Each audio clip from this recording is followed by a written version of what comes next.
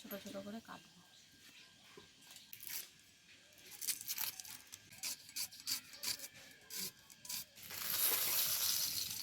এবার দিয়ে দেবো মাছের তেল।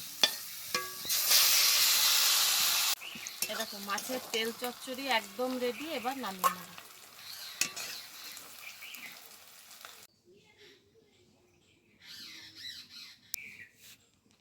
নমস্কার বন্ধুরা, আরপি ভিলেজ স্টোরির পক্ষ থেকে সকলকে জানায় অনেক স্বাগত। আজকে আবার চলে এসেছি প্রতিদিনের মতো দুর্দান্ত একটা রেসিপি নিয়ে। আজকে দেখো, এই দেখো বাজার থেকে বেশ খানিকটা মাছের তেল নিয়ে এসেছি, আর সাথে কিছুটা পটকাও আছে। তো এই মাছের তেল আজকে তোমাদেরকে করে দেখাবো। আমি কিভাবে মাছের তেলটা করি তোমরা কিন্তু সম্পূর্ণ ভিডিওটা না দেখলে বুঝতে পারবে না। তো সম্পূর্ণ ভিডিওটা তোমরা দেখবে। প্রথমে আমি ভালোভাবে মাছের তেলটা বেছে নেব। এই যে ভেতরে এই যে নোংরা এই যে নাড়িগুলো থাকে এগুলো কিন্তু ফেলে দিতে হবে। যে কালো কালো কিছু নাড়ি থাকে এগুলো বাদ দিয়ে দেবো।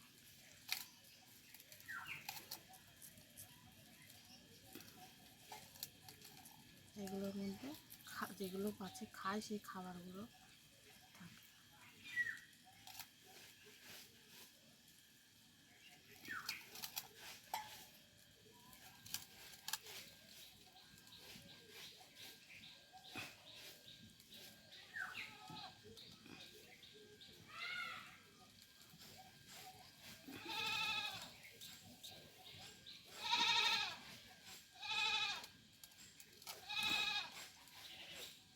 এই দেখো পরিষ্কার করে নিয়েছি। এবার এটা পিস করে নেব।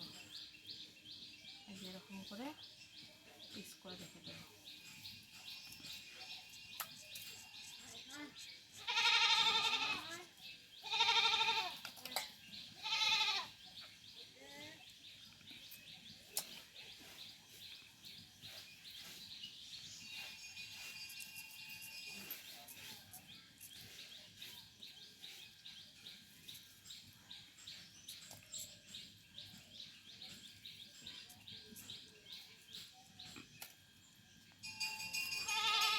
আর এদিকে দেখো দুটো আলু, দুটো পেঁয়াজ আর একটা বেগুন নিয়েছি। এগুলো আবার কেটে নেব।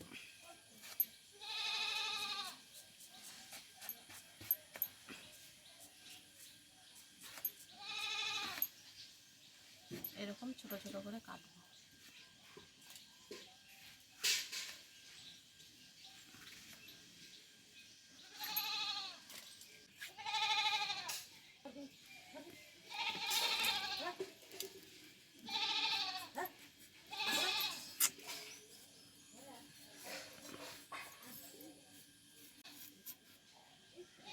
এটাও এরকম টুমু টুমু করেই কাটবো।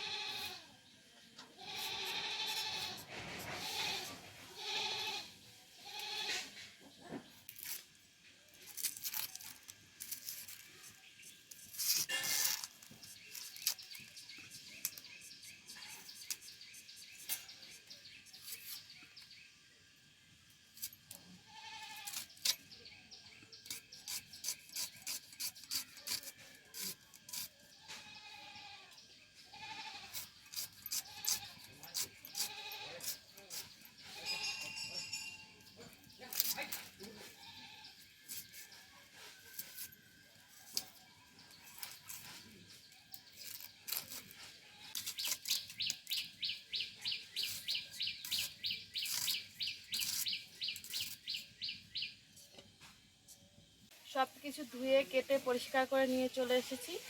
এবার রান্নাটা শুরু করব। প্রথমে কড়াইতে দিয়ে দেব তেল।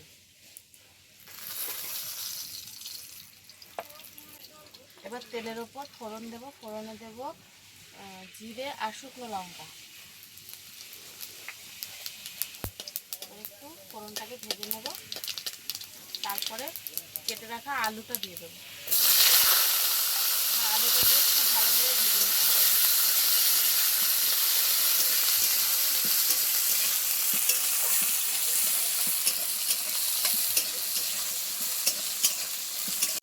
দেখো আলুটা খুব ভালোভাবে ভেজেছি, একদম লাল লাল করে। এবার দিয়ে দেবো বেগুন আর কেটে রাখা পেঁয়াজ। তার সাথে কাঁচা লঙ্কাও দিয়ে দিচ্ছি কয়েকটা। এবার এটাকেও একটু ভেজে নেব।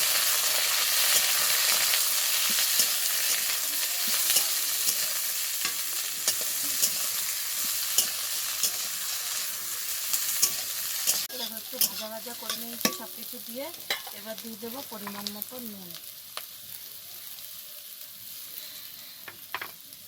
আর হলুদ গুঁড়ো। এবার এটাকেও একটু ভেজে নেব।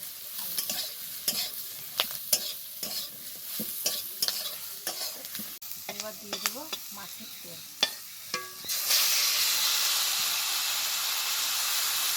মাছের তেল দিয়ে বেশ খানিকক্ষণ টাইম নিয়ে কিন্তু ভাজতে হবে, নাহলে কিন্তু কাঁচা কাঁচা গন্ধ লাগবে।